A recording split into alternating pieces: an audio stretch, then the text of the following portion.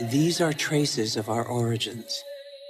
At the beginning, our planet was no more than a chaos of fire, a cloud of agglutinated dust particles similar to so many similar clusters in the universe.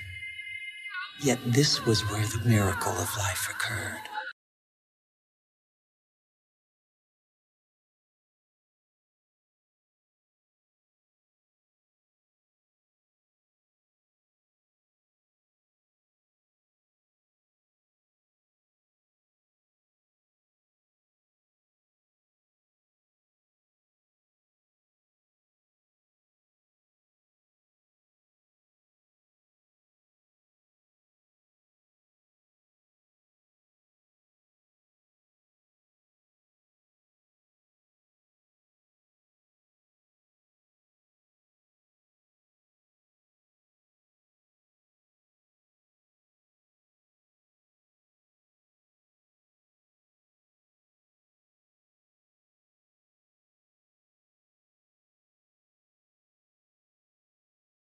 Today, life, our life, is just a link in a chain of innumerable living beings that have succeeded one another on Earth over nearly 4 billion years.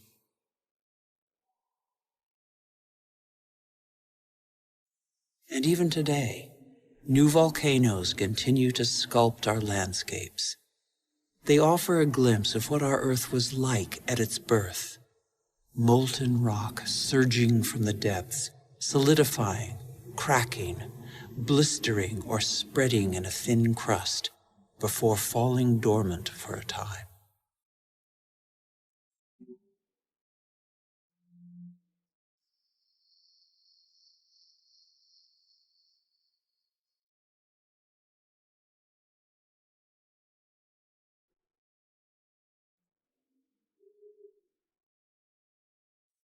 These wreaths of smoke curling from the bowels of the Earth bear witness to the Earth's original atmosphere, an atmosphere devoid of oxygen. A dense atmosphere, thick with water vapor, full of carbon dioxide. A furnace.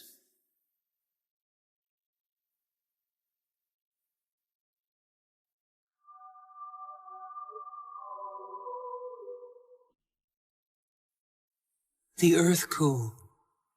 The water vapor condensed and fell in torrential downpours.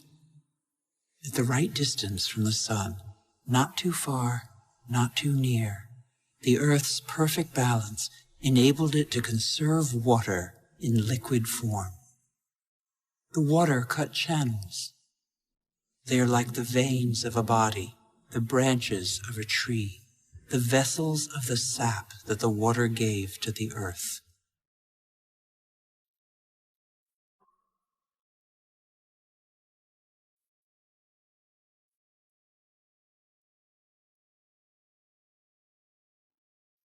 The rivers tore minerals from the rocks and gradually added them to the fresh water of the oceans. And the oceans became heavy with salt.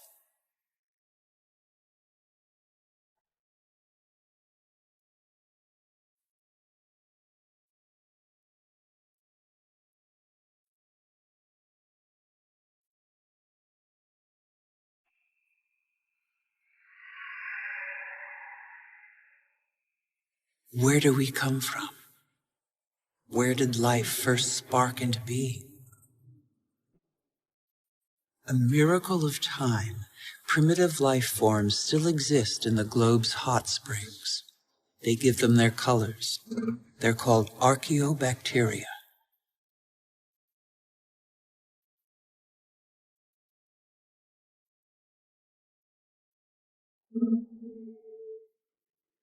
They all feed off the Earth's heat, all except the cyanobacteria, or blue-green algae.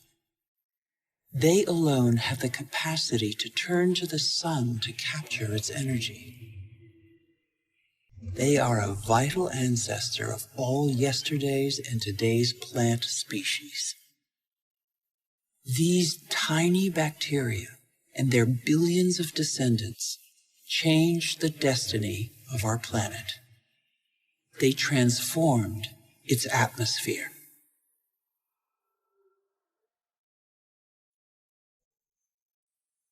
What happened to the carbon that poisoned the atmosphere? It's still here, imprisoned in the Earth's crust. Here, there once was a sea inhabited by microorganisms. They grew their shells by tapping into carbon from the atmosphere dissolved in the ocean. These strata are the accumulated shells of those billions and billions of microorganisms.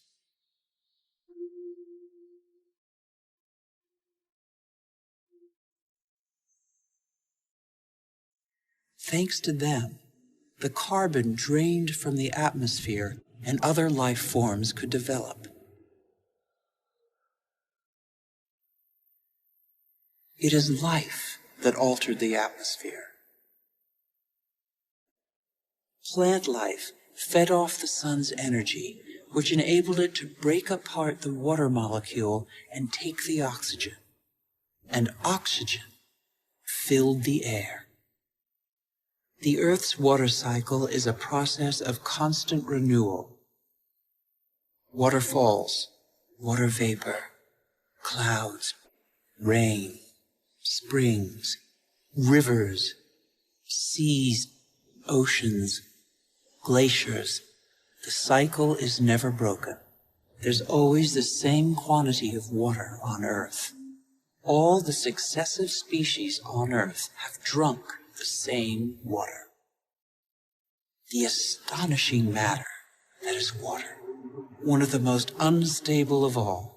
It takes a liquid form as running water, gaseous as vapor, or solid as ice. In Siberia, the frozen surfaces of the lakes in winter contain the traces of the forces that water deploys when it freezes. Lighter than water, the ice floats. It forms a protective mantle against the cold, under which life can go on.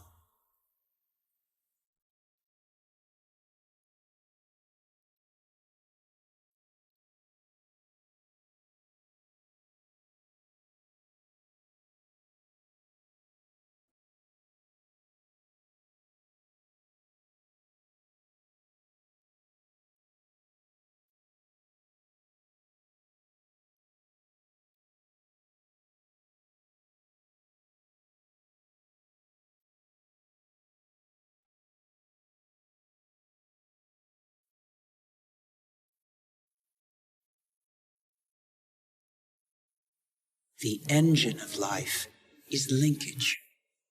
Everything is linked. Nothing is self-sufficient. Water and air are inseparable, united in life and for our life on Earth. Sharing is everything.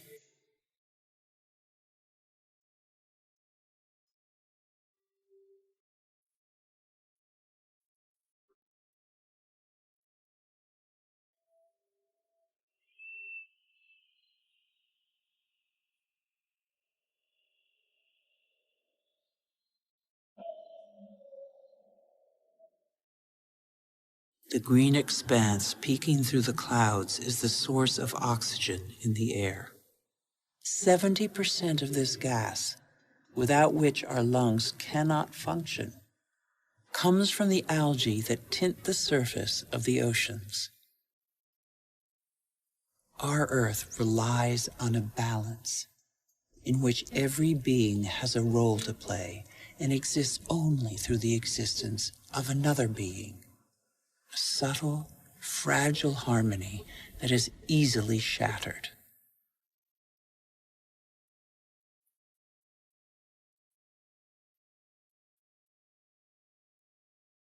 Thus, corals are born from the marriage of algae and shells. Coral reefs cover less than 1% of the ocean floor, but they provide a habitat for thousands of species of fish, mollusks, and algae. The equilibrium of every ocean depends on them.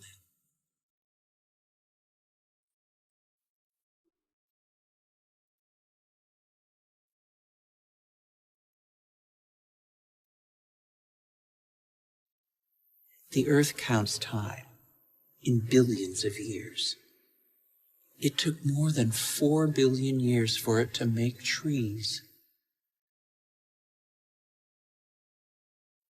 In the chain of species, trees are a pinnacle, a perfect living sculpture. Trees defy gravity. They are the only natural element in perpetual movement toward the sky. They grow unhurriedly toward the sun that nourishes their foliage.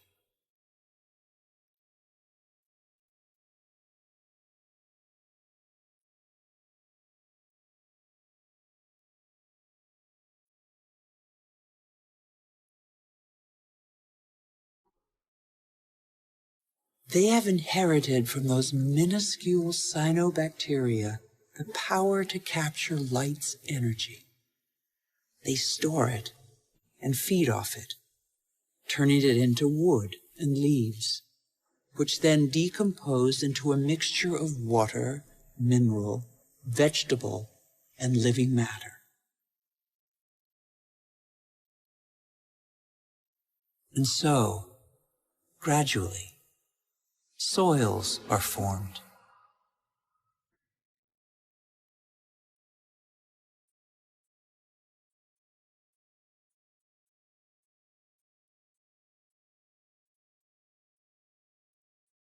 Soils teem with the incessant activity of microorganisms feeding, digging, aerating, and transforming. They make the humus, the fertile layer to which all life on land is linked.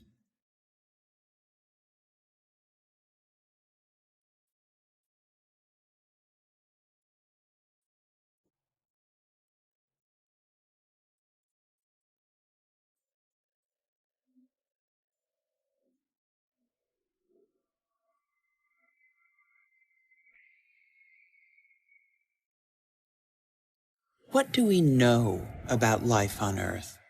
How many species are we aware of? 1/10 of them? 100th, perhaps? What do we know about the bonds that link them?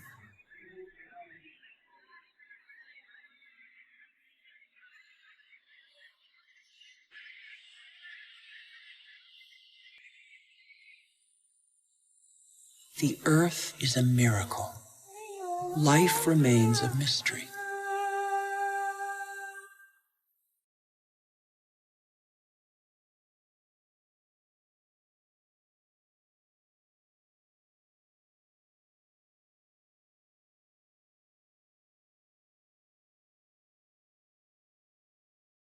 Families of animals form, united by customs and rituals that are handed down through the generations.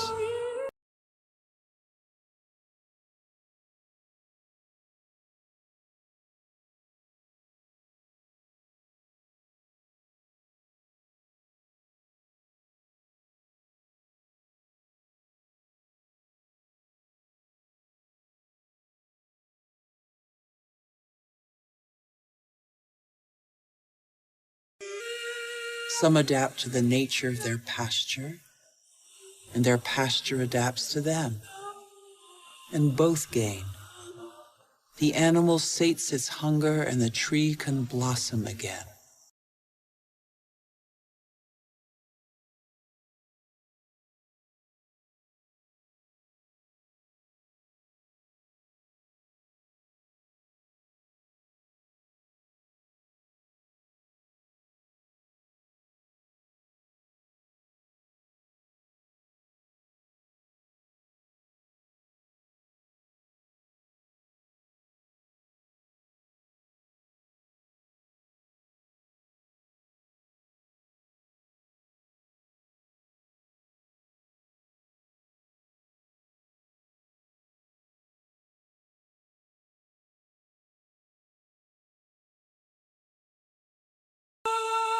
In the great adventure of life on Earth, every species has a role to play. Every species has its place. None is futile or harmful. They all balance out.